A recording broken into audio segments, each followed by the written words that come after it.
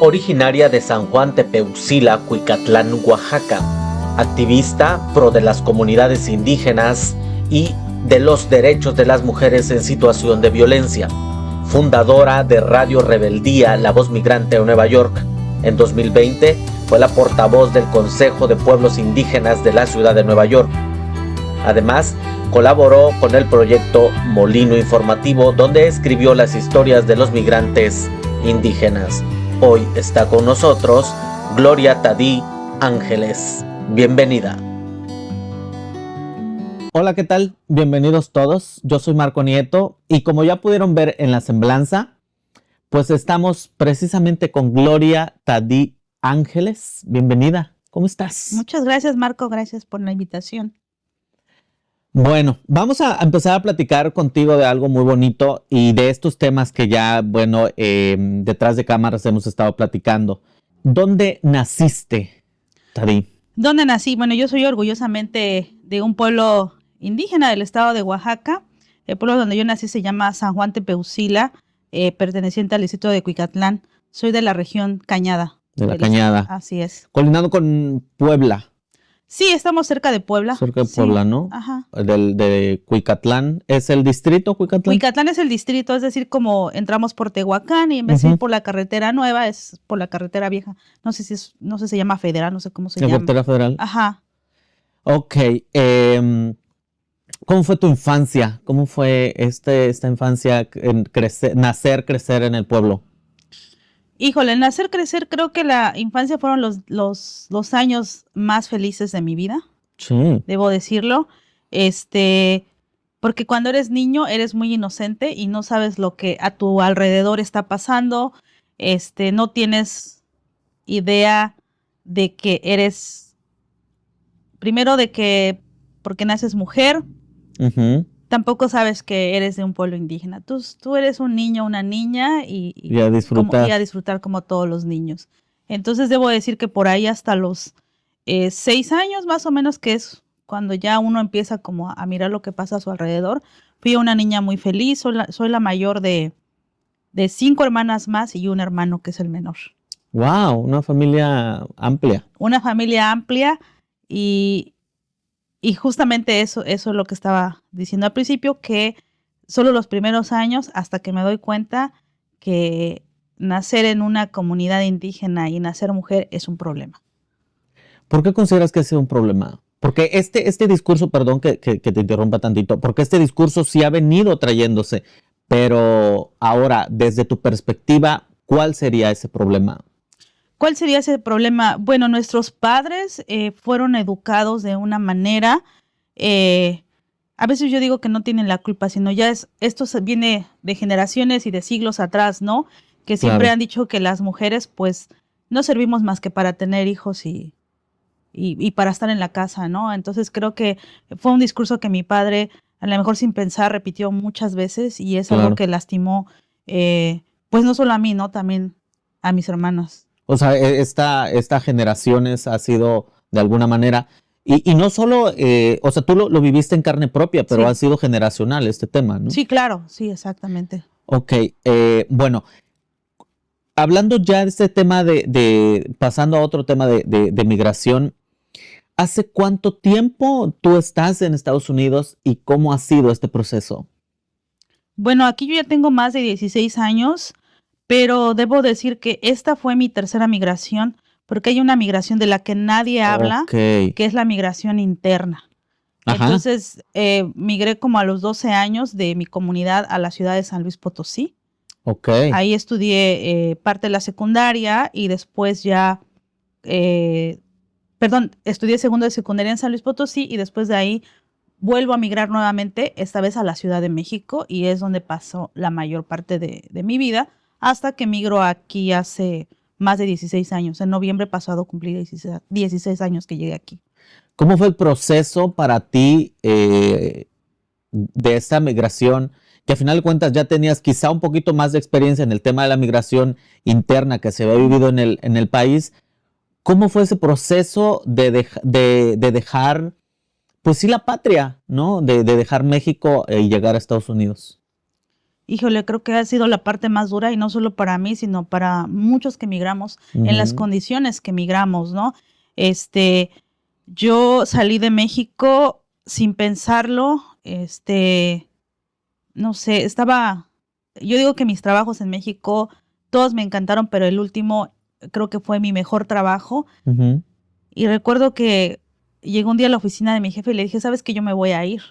Y me dijo, ¿por qué? Le digo, es que me tengo que ir, o sea, tengo una emergencia familiar y tengo que irme. Y él me decía, no, no te puedes ir. Nunca había visto a alguien llorar y mi jefe me acuerdo que me despidió con lágrimas. Me dijo, la verdad no quiero que te vayas, has trabajado súper bien, pero si es una emergencia, pues ante eso no hay nada que hacer. Entonces, Claro. el proceso fue bastante difícil. Primero porque dejé a mi familia, a mis papás, a mis hermanas, a mi hermano. Y llegar aquí creo que fue la cosa más difícil. Y no voy a decir que solo para mí, para muchos, pero en este caso Claro. voy a hablar de Sí, mí. sí, por supuesto. Pues aquí uno llega sin saber hacer nada. Sin saber hacer nada. Yo llegué en una zona aquí en el estado de Nueva Jersey donde es muy alejado de toda la urbanización. Entonces ese lugar me deprimió los primeros meses porque todo era muy callado. Y yo venía de haber crecido en la Ciudad de México, una ciudad donde todo el tiempo se Ruidosa. mueve, ruidosa, donde todo el tiempo andas corriendo. Y llegar aquí fue un impacto tremendo. Y la segunda y la gran barrera creo que fue el idioma, porque en esa área tampoco, había muy poca gente que hablaba español. Entonces sí fue muy duro para mí. Los primeros años, y voy a decir los primeros meses, me tocó trabajar en un hotel. Y recuerdo que cuando los compañeros de México me llamaban, ¿en qué trabajas? Yo les decía, no, pues es que cambié la computadora por la aspiradora, ¿no? O por la escoba. Entonces fue un proceso muy duro, muy difícil. ¿Cómo manejaste esa frustración de repente y sobre todo esta barrera del idioma? Porque había una frustración naturalmente, ¿no? Claro, bueno, yo siempre he sido una persona muy, o sea, como no se queda callada, como siempre está buscando. Entonces, recuerdo que trabajé solo como 6 meses en ese lugar. Y después de ahí tuve la oportunidad de trabajar con una familia que no hablaba español, solamente inglés. Y ahí me vi obligada a aprender sin ir a la escuela. Con ellos aprendí a hablar inglés y eso me abrió muchísimas puertas. A partir de ese momento, mi vida en un sentido cambió. Porque se me olvidó mencionar que yo aquí llegué con quien en aquel entonces era mi pareja. Entonces, cuando yo ingreso a trabajar con esta familia, ese mismo año a él le diagnostican cáncer. Él era muy, muy joven. Entonces, pues de un lado de la cuestión laboral me empezó a ir mejor, pero en la cuestión familiar o personal empezaba un camino bastante difícil, lejos de casa, lejos de la familia. ¿Y no había más familia acá de ustedes? Bueno, mía sí, estaban mis 2 hermanas, pero él no tenía nadie, él se vino conmigo.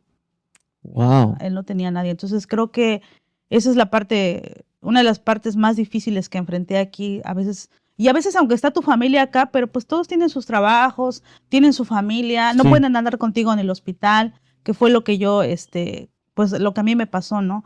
Habían veces que me tenía como que partir en dos, estar en el hospital, tener que trabajar, ir y venir. Entonces fue la parte también creo que más difícil que me enseñó, Es que tu fortaleza.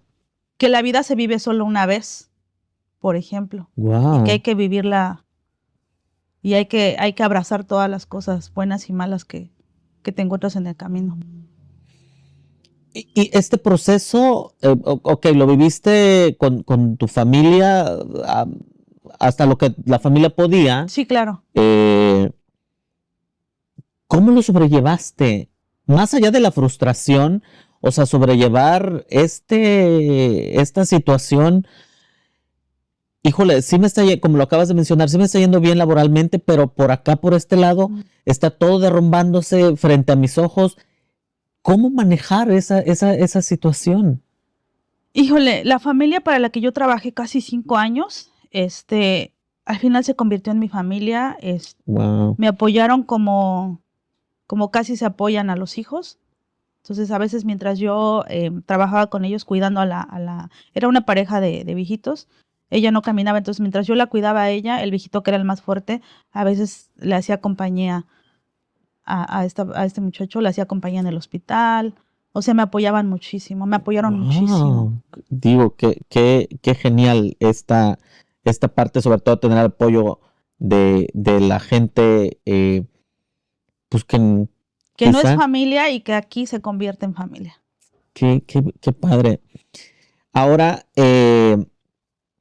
¿cómo se convierte Gloria Ángeles en este asunto ya en Gloria Tadí Ángeles?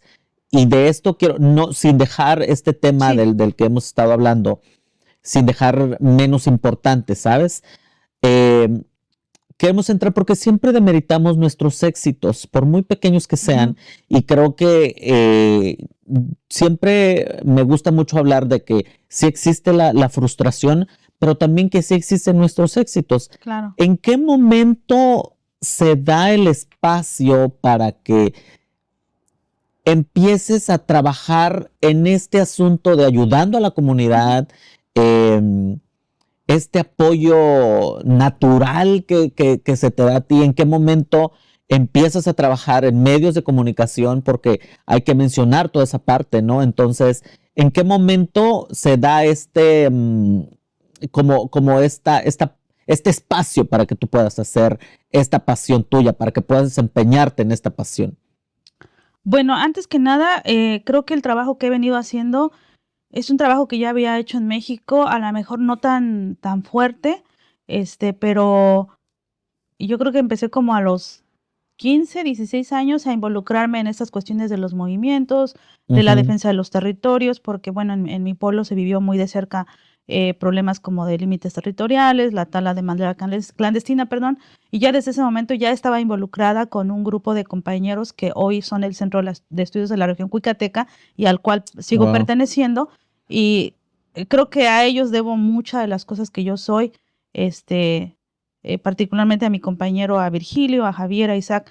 A todos ellos les debo muchísimo porque sin ellos yo creo que tampoco hubiera aprendido tantas cosas que ahora estando de este lado pues me sirvieron y pues el día de hoy seguimos teniendo ese vínculo de trabajo y de amistad.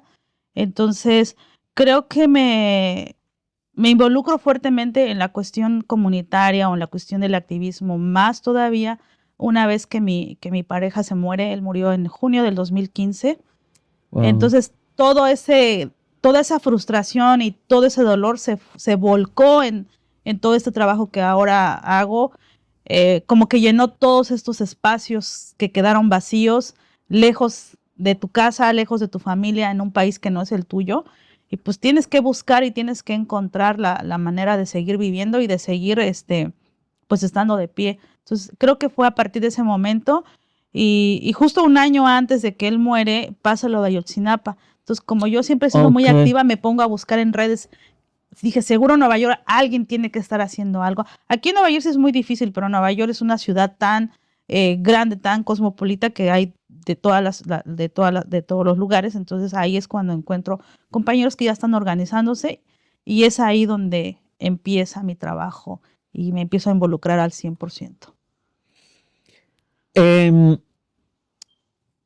pero este apoyo de la comunidad, como yo te lo mencionaba, ¿puedes explicarnos en qué consiste esta Ayuda. organización del tema vamos a ir por partes?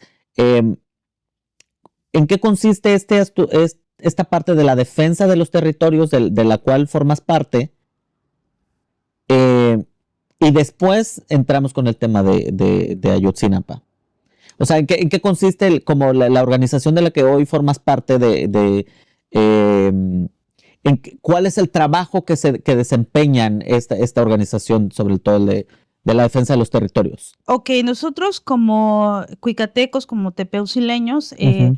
desde el año 2006 en México se da una concesión de mi comunidad, si no me equivoco son 3.500 hectáreas, casi la mitad del territorio, Wow. está concesionado. Entonces a partir de ese momento inicia una lucha pues contra el Estado, contra quienes están tratando saquear el territorio. Hasta el día de hoy Oh, no se ha concretado porque los compañeros siguen trabajando y desafortunadamente las comunidades a veces no sé si no perciben o más bien es que a veces nos dejamos convencer con un poco de dinero. Entonces, pues en las comunidades como que, pues, especialmente en la mía, pues nadie cree que eso pase o que eso vaya a pasar.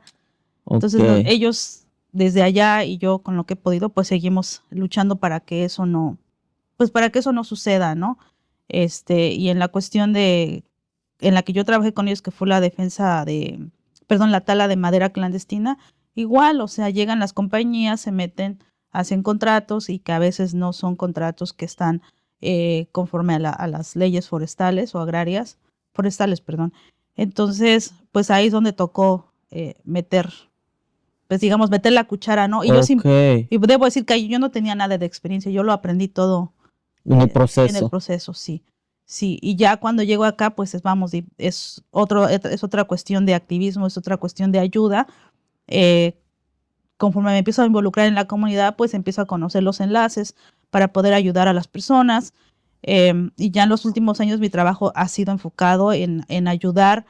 Por ejemplo, cuando alguien desafortunadamente muere de este lado, ayudo a hacer el proceso de repatriación, hago las conexiones con los consulados o Ujú. con las funerarias, hago el acompañamiento. Todo este trabajo pues es voluntario, digamos que Y sin nadie, retribución.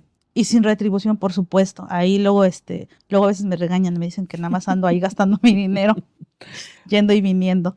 Pero esta parte, la parte no retribuible, ¿qué tanto te llena el alma, Tadi? Mucho, mucho, porque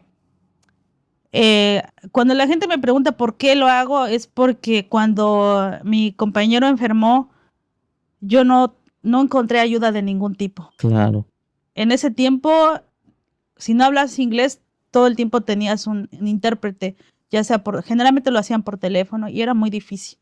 Entonces, lo hago porque yo hubiera querido que alguien me ayudara. Sí, por supuesto. Entonces, si todo lo que yo hubiera querido que alguien me ayudara, por eso es que a veces acompaño hasta el último rincón a la gente, hasta donde más puedo. Claro.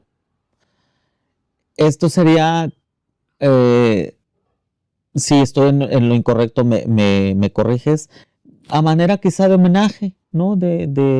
Porque yo hubiese querido que alguien se tomara estas molestias, ¿no? Conmigo. Sí, Entonces, sí. Sí, y es que aparte en aquellos años no había tantas organizaciones como ahora. Estaba todo muy, o a lo mejor sí las había, pero no había tanta información. Ahora las redes nos han ayudado también bastante. sí, claro. Bien, ¿cómo te involucras con este asunto de Ayotzinapa? También tú mencionabas el detalle vaya, muy desafortunado de mi parte decir el detalle, pero este evento tan complicado de Ayotzinapa, em, ¿cómo te involucras con este asunto de la defensa de las personas de Ayotzinapa? Bueno, la exigencia de justicia, yo me sumé a los compañeros en Nueva York, a diferentes colectivos que se formaron casi inmediatamente después de lo que pasó, Ujú. por ahí de noviembre del 2014. Y a partir de ese momento empiezo a trabajar con varios colectivos en Nueva York y por muchos años anduvimos en marchas, en protestas afuera del consulado, afuera de la ONU. Fuimos a Washington a perseguir a Peña Nieto por todos lados donde se aparecía, sin importar el frío, el calor, la lluvia, la nieve. Claro. Habían días que teníamos que estar afuera, así como está ahorita, con un montón de nieve, ahí parados sobre la nieve, o sea, en todos lados. Y bueno, a raíz de eso es también como surge en el 2016 este medio de comunicación comunitaria que fundé junto con otro compañero que ya no está, porque la gente, los migrantes ni siquiera sabían en realidad lo que estaba pasando. O sea, sí lo oían en las noticias, pero no sabían la magnitud Sí, de sí, lo que sí, estaba pasando y la tan gran, gravedad. exacto, lo grave que de esta situación que se había dado en México, ¿no? Exactamente, entonces empezábamos a ir con quien, porque hay un papá de uno de los compañeros desaparecidos en Nueva York, entonces íbamos a algunos lugares, radios comerciales, mexicanas, y te decían, de eso no puede hablar, de eso no puede hablar, y yo decía, ¿por qué censurar la voz de la gente? Claro. Si ya de por sí venimos de Ya una... es complicado, ¿no? Estar ¿Y acá. por qué nos van a censurar? Entonces, de ahí es que nace esta idea de este proyecto para que la gente hablara sin censura y sin miedo.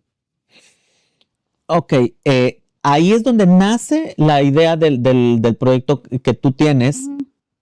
¿Y cómo ha sido ese proceso? Este trabajo tan incansable que hasta hoy día siguen realizando. Pues déjame decirte que es difícil también porque es difícil mantener un proyecto de nuestra bolsa. Sí, claro. Volvemos a lo mismo. Entonces, en Rebeldía ha estado gente y se ha ido porque piensan que es un proyecto comercial, porque piensan que hay dinero. Pues no hay dinero. O sea, aquí todo sale de la bolsa de uno. Es un trabajo voluntario, es un espacio que la gente migrante merece y debe de tener. Entonces sí ha sido bastante difícil.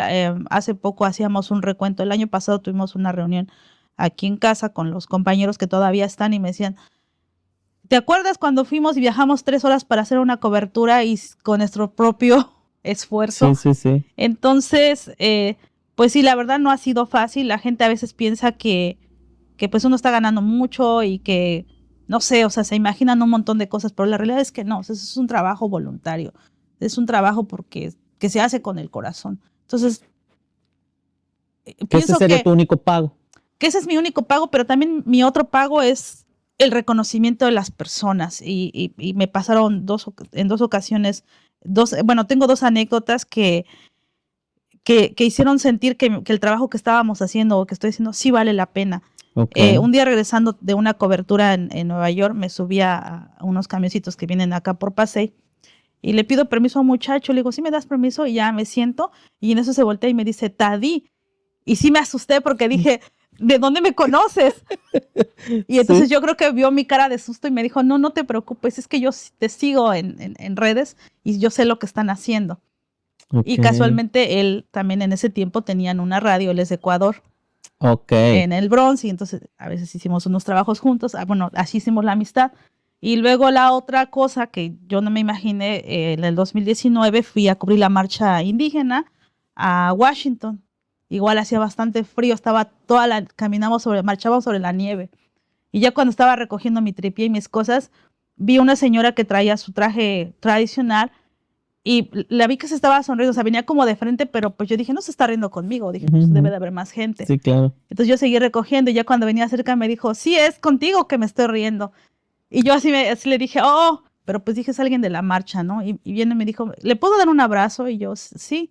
Dices que yo vivo en Massachusetts, soy de El Salvador y yo la sigo ya desde que comenzaron, yo estoy siguiendo su trabajo. Wow. Entonces yo creo que esos son los, el mejor pago, el reconocimiento de tu trabajo, de las personas de la comunidad. No de alguien del gobierno ni esas cosas, sí. Eso no. Claro. Ahora, más allá del término que significa la rebeldía, ¿qué significa para Tadí ese término, el término rebeldía? Si yo te digo rebeldía, ¿a qué te lleva? Rebeldía no, la gente a veces dice, es que eres rebelde. Bueno, sí, también, pero rebeldía para mí es como a pesar de haber migrado, como a pesar de estar en las condiciones que estamos aquí, pues que nos mantenemos de pie, o sea, claro. Que nada me asusta, pues. Sí, y no tiene este tema de la rebeldía no tiene una connotación mala, sino todo lo contrario, ajá, sí, ¿no? Como sí, este tema revolucionario sí. Acá, ¿no? Sí, claro. Porque tienen un medio de comunicación que se llama rebeldía, pero no en una connotación mala, sino todo lo contrario, sino como revolucionario en un lugar en el que la información tiene que fluir en tu idioma, en español, y ¿no? Entonces esa es la situación. Ahora, ¿cómo te visualizas con esta rebeldía? No sé, en 5, 10 años, ¿cómo te visualizas con este medio o en esta situación tuya, esta rebeldía tuya por la cuestión revolucionaria de los accesos, de la defensa. ¿Cómo te visualizas, Tadi? ¿Cómo me visualizo? Híjole, siempre he dicho que no importa qué tan vieja esté, estoy acercando al medio siglo, siempre voy a seguir siendo rebelde. Claro. Y creo que la rebeldía tiene que crecer, pero en el sentido positivo. Como equipo tenemos muchos sueños, obviamente, y a veces es muy Claro. difícil porque no tenemos el poder económico, pero queremos seguir buscando, tocando puertas. Porque cuando comenzamos, solo por unos meses tuvimos radio por internet, pero después no me fue posible mantenerlo y ahora solo hacemos programas en Facebook, pero nuestro sueño es volver a sonar otra vez, ya sea vía internet o como sea. Ese es el sueño de nosotros. Y en 5 años no te podría, no me sueño. Yo creo que siempre trato como de ir al día. A veces no quiero hacer como mucho plan a futuro, justamente por la experiencia que tuve con mi pareja, que él tenía muchos sueños y ninguno de esos sueños se cumplieron porque la vida se le truncó siendo muy joven. Entonces siempre trato de vivir el día a día. El presente, sí. Ok. Para la gente que nos va a estar viendo, ¿cómo pudieran apoyar esta cuestión de los proyectos al equipo que ustedes hoy tienen? ¿De qué manera pueden llegar los apoyos o en qué sentido estaría interesante que se apoyara? Bueno, en este momento tenemos uno de los, el coordinador general, un compañero indígena Mije. Él está haciendo nuestro sitio web porque no teníamos. Bueno, teníamos uno que era gratis y luego se bloqueó, no sé qué pasó. Entonces ahora está creando uno donde va a haber una opción si alguien quiere hacer un donativo. Porque a veces también, no nada más es que vamos y venimos, la transportación, la comida, todo cuesta. Claro. Entonces llega un momento en que ya no se puede mantener. Pero también la otra cosa que pueden hacer es que si alguien está interesado en colaborar, es bienvenido. Con una idea, con lo que guste cooperar en el proyecto. Sí, no solamente económico, ¿no? No. La ayuda puede ser de muchas maneras. Ok, perfecto. Vamos a estar dejando, obviamente, los accesos en la descripción y, por supuesto, que se unan a este tema de la rebeldía. Ya para ir encauzando este asunto, quiero hacerte una pregunta un tanto no tan profesional. Tadi, ¿eres feliz? Yo creo que en alguna parte de nuestra vida sí somos felices, pero también siempre guardamos dolores, cosas que duelen y cosas que se cargan y que a veces es muy difícil trabajarlas. Pero en este momento, si me preguntas, creo que sí, de todo este trabajo que he hecho, también me involucré para ayudar a cooperar con un programa que tenía el estado de Oaxaca. Ahora se volvió, pero es diferente. En el sexenio anterior, no trabajé para el gobierno ni con el gobierno, pero sí les fui a picar allá para que, para la cuestión de reunificaciones, y en ese trabajo tuve la oportunidad de volver a ver a mis padres hace ya 4 años. Wow. 5 años, perdón. Sí, entonces creo que era lo que me hacía falta también. Entonces, y eso formó parte de una felicidad. Claro, al final, por supuesto, ¿no? Imagínate. ¿Cómo, yo te preguntaba cómo lidiar con estas frustraciones, pero ahora, ¿cómo lidiar con estos dolores? ¿Cómo lidias con ellos o cómo has aprendido a vivir con ellos? Yo creo que más bien se aprende a vivir. Se aprende a vivir con el dolor, porque, y no estoy hablando del dolor solamente de lo que a uno le pasa, sino de lo que a uno ve a su alrededor. Sí, claro. Porque habría que tener atole en las venas para no sentir lo que al otro le pasa, ¿no? O sea, a mí me ha tocado, como periodista comunitaria, me ha tocado cubrir tantas cosas y a veces, híjole, a veces hago la entrevista hasta yo quiero llorar, o a veces llego a hacer una cobertura y pues hasta ¿Cómo no lloras? ¿Cómo no lloras? Es que dicen que, bueno, yo siempre dije, si vas a ayudarle a alguien y vas a consolarlo, no te puedes poner a llorar, Sí, claro. porque lejos de ayudarle, lo estás revictimizando. Entonces, pues sí es a veces que... Pero ¿cómo lidias con esa parte para tú no llorar? Con esa fortaleza, ¿sabes? Bueno, en eso, si viste un pedacito del documental, el mensaje es que nosotros que estamos al frente de medios o que estamos al frente de la comunidad, queremos que la gente sepa que también somos seres humanos, que sufrimos, que reímos, que lloramos. Entonces, por ahí va un poco el sentido de este pequeño corto que hizo la directora Ariel Goodman. Pues sí, llega un momento cuando, no sé, estoy aquí en la casa y pues sí, a veces sí me gana y digo, no, pues hay que llorar para que Sí, claro, sacar. para drenar. Sí, claro, porque si te lo guardas, pues uno se empieza a enfermar, te empiezas a estresar. Bien, ya para ir cerrando este asunto, el término, y vuelvo a ser muy repetitivo, y más allá del término, si en algún momento te hubiese tocado elegir este asunto de la migración, ¿lo volverías a hacer? No. Venir como vine, no. No. No. No. No, porque creo que uno no lo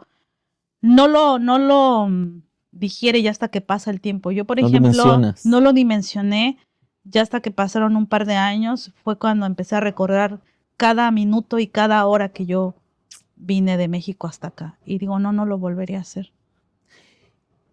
Y considerando todo lo que te pasa ya estando acá, pero el camino también, el llegar incluso acá para ti fue bastante complicado. Muy difícil, muy difícil. Yo recuerdo que los primeros meses en la mañana trabajaba en un hotel limpiando 18 o 20 cuartos.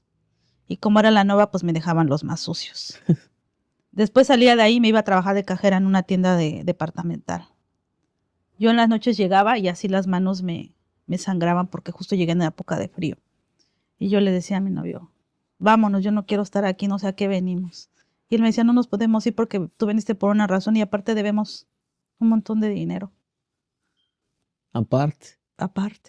Porque llegas con una mano atrás y una adelante. Sí, claro. Coincido contigo en todos los días te quieres regresar a tu pueblo. Sí, todos los días yo me quería regresar. Ahora me quiero regresar, pero ahora porque ya también estoy cansada. Ya estoy un poco cansada. Ya, Nueva York ya lo conozco. Ya no, ya no me interesa. Ya no tengo nada más que conocer. He viajado a algunos estados, entonces ya. Ok. Creo que eso también forma parte de un tema de felicidad, el que te decía, ¿no? Hoy que eres una mujer plena, y entonces creo que puedes decidir este asunto de me quedo o me voy o qué hago, ¿no? Entonces creo que esa parte, y yo te agradezco muchísimo esta plática, pero antes de despedirnos,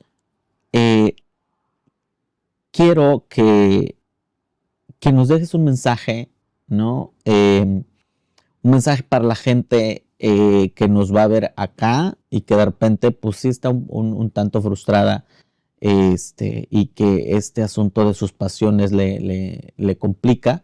Entonces, algo con lo que nos quieras compartir, Tadi. Bueno, la vida como migrante y para la gran mayoría que vino en las condiciones que muchos venimos, yo pienso que hay que quejarse menos, porque entre más nos quejamos, más nos duele. Okay. Entonces hay que aprender a vivir el día a día. Habrán días muy difíciles, habrán días que no lo son, y habrán días que encontremos algo que nos saque una sonrisa, y que nunca es tarde, y que tampoco, no importa el estatus que tengamos, se pueden hacer muchas cosas, no hay que tener tanto miedo. Perder el miedo, ser un poquito más rebeldes. Ser un poco más rebeldes, porque el miedo no te lleva a ni el miedo ni la pena no te llevan a ningún lado. Ok. Pues muchas gracias. Ahora, ¿cómo te encontramos en redes? ¿Cómo encontramos las redes del medio? Cuéntanos un poquito. Pues sí, básicamente, ¿cómo te encontramos? Bueno, estamos en todas las redes del medio, no el mío. Estamos en todas las redes como Rebeldía Radio, La Voz Migrante en Nueva York, en Facebook, en YouTube, en X, en Instagram y ahora también en TikTok, que ya casi nos lo quitan y luego nos lo devolvieron. Bueno, pero ahí están las redes del medio de Rebeldía Radio y La Voz Migrante en Nueva York.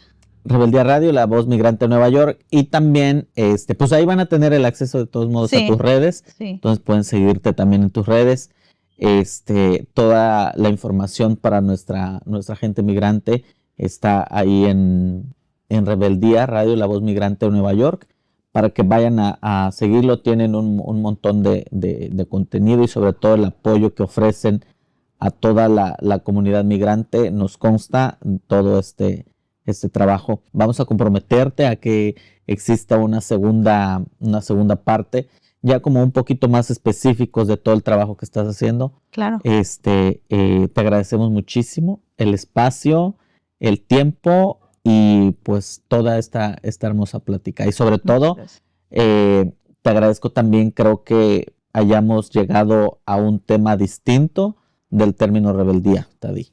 Así es. Gracias, ahora me tocó estar del otro lado. Sí, eso es bastante padre. Yo reconozco bastante el trabajo que ustedes están haciendo y te agradezco muchísimo. Muchas gracias, Marco. Gracias.